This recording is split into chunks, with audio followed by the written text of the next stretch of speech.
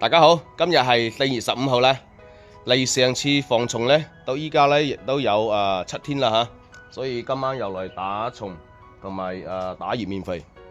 我哋粵西地區咧呢幾日咧係嘅蟲期嚟嘅，所以大家要揸緊時間去防治好蟲。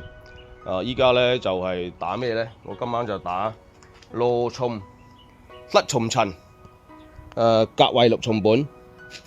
葉面肥係打壯果囊。壯果囊喺我哋2次補果之後就可以直接噴到荔枝紅頭，所以期間咧你就冇需要再去考慮用咩其他嘅葉面肥嘅，你就直接打到紅頭之後再打兩期着色就靚仔噶啦。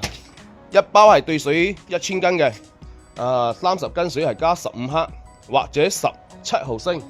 而我今晚打嘅係用飛機打嘅，飛機打咧我一包就打到4畝，打3畝4畝得嚇，水量咧你自己決定。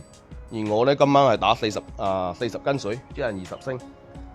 注意防蟲啊，因為咧我哋今次打呢隻個防蟲，下次咧亦會換過其他嘅，下次可能打蟲蟎蟲啦，或者加埋個比丙醚，所以我哋防蟲要速殺加雷級速殺加殺卵咁輪住去打。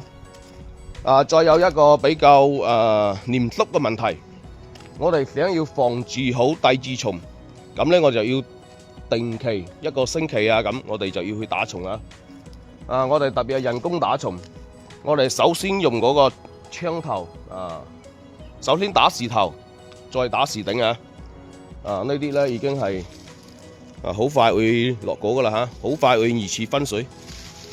依家仲未得過多2日就會2次分水。好似呢啲咁啦我哋可以全程用個壯果囊直接打到紅頭，期間冇需要用咩其他嘅葉面肥嘅，就一個就 OK 噶啦。所以未備好壯果囊嘅朋友咧，就可以揸緊時間備好一包係兌水1000斤嘅。到2次補果之後，大概係打3到4次就可以打到紅頭。到紅頭之後，我哋再打1-2槍着色嘅，咁就靚仔啦。開工啦！祝大家身體健康，合家安康。